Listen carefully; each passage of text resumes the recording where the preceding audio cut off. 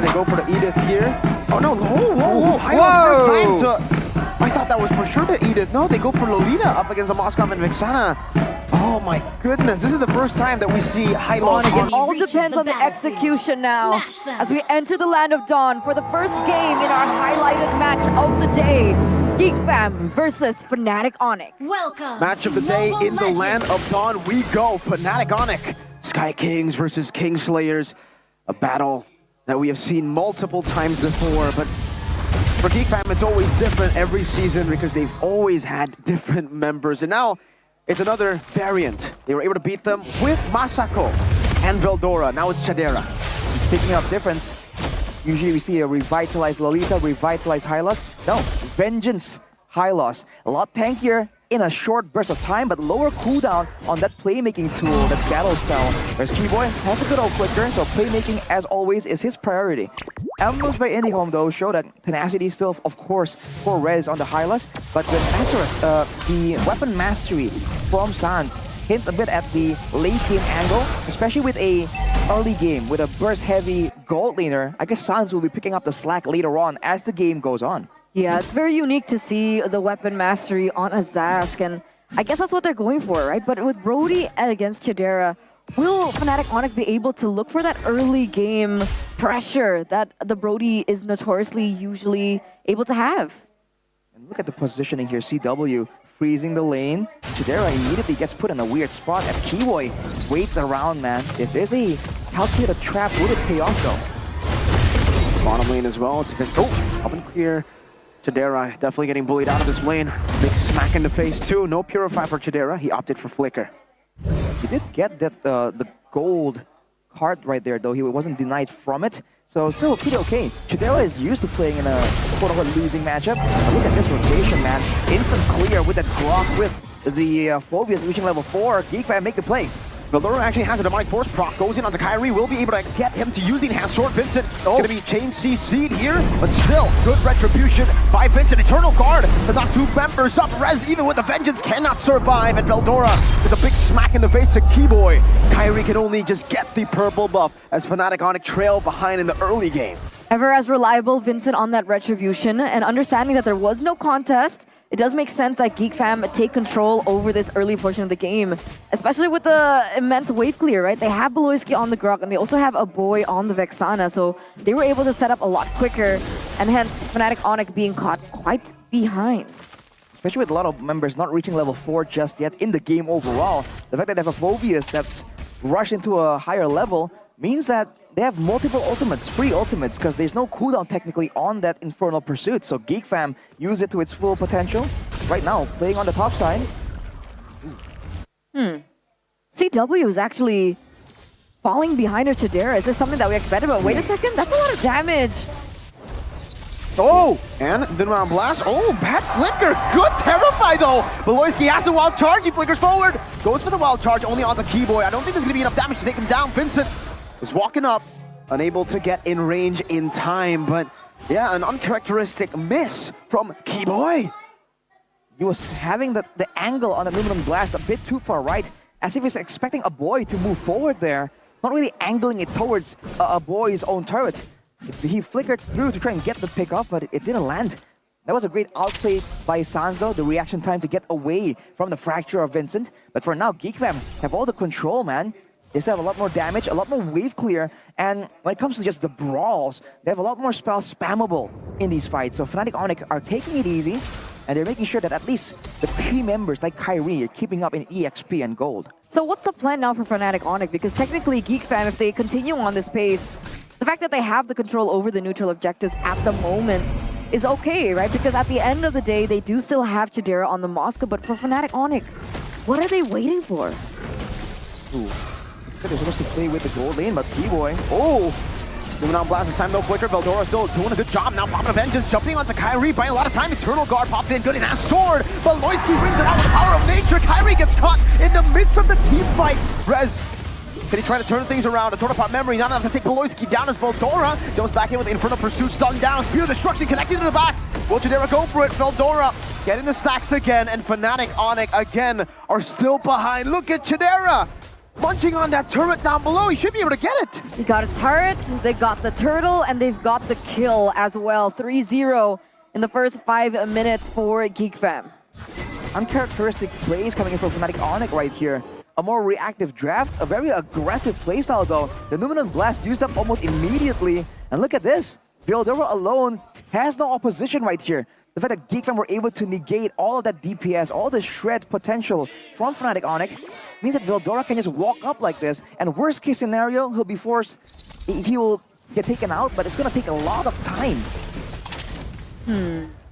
So it falls back to the question that I really wanted to ask earlier, Arashi, before they went in for the turtle. What's the plan for FNATIC ONIC? In theory, it really should be to play with the Brody, right? Get the winning lane a bit more aggressive. And you saw that the rotations earlier from FNATIC ONIC were kind of banking on that working. Keyboy going to the gold lane again and again. But now you can see that Chidera, especially after taking the turret and taking all that gold on the bottom side, is definitely having a bit of quite the advantage when it comes to the gold. Yeah, and again, right, that's why I'm not really that big of a fan of the Brody pick here. It's good in lane, yes, in this matchup. It's a good matchup. The Brody does beat Moskov, but knowing that CW is mostly a weak side player, you can really see that he hasn't been able to utilize the winning matchup. And again, FNATIC ONIC, yeah, they've been playing around XP so much that they didn't play around the top side of the map at all. And now Aloyski can do whatever he wants, walks up, gets out. He does lose out on the flicker, but he buys that Radiant armor, which is going to be great against Kairi and Sans. That's peculiar, because earlier Chidera, if I'm not mistaken, he was able to get the first item first. Faster than CW. Exactly.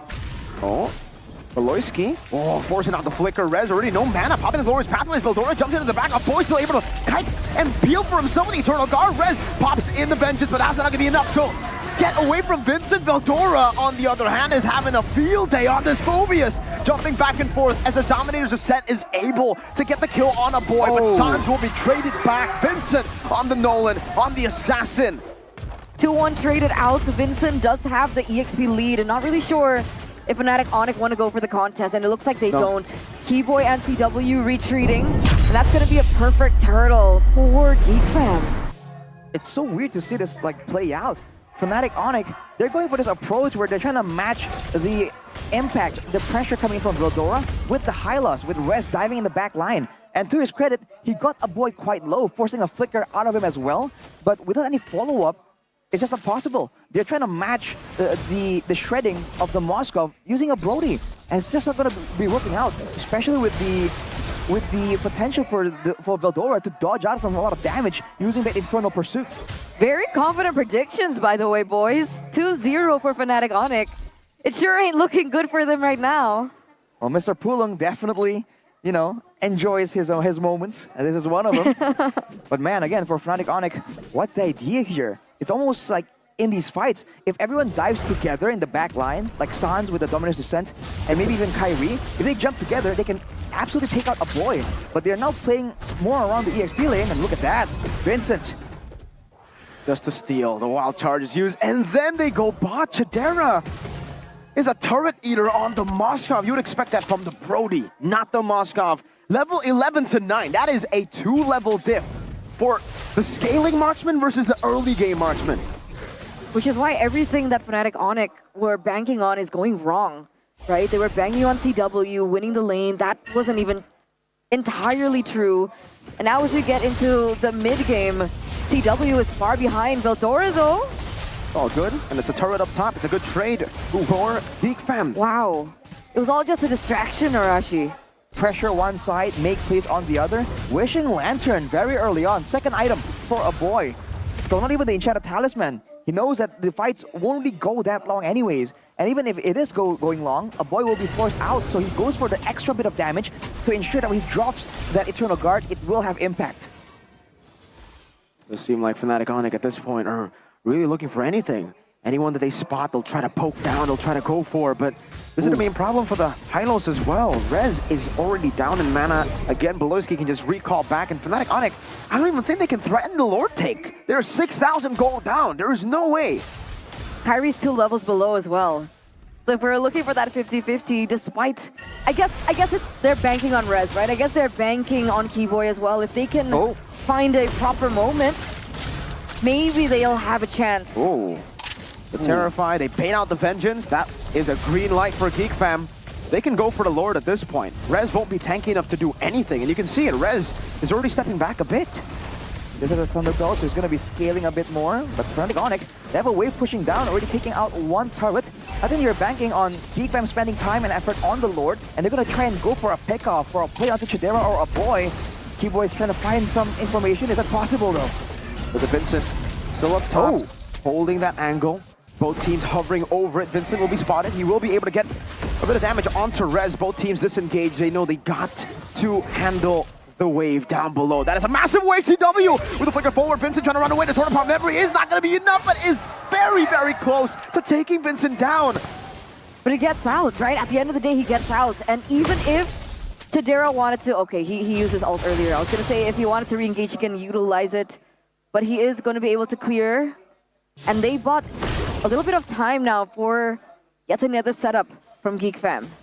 Ooh, Keyboy gotta be careful with the usage on the Bulwark, man. Boy and Chidera are timing their spells when it's off. And Rez now is shredding Beloyski, but the Lord is getting shredded down as well. Keyboy trying to create an opening. Good Eternal God with a Terrify. That locks Kyrie down. Rez in the back, not able to survive even with the Vengeance. That curse and the DPS is too much to handle. The horse down. The tree wins this time. Oh, the Lord is marching a 7,500 gold lead.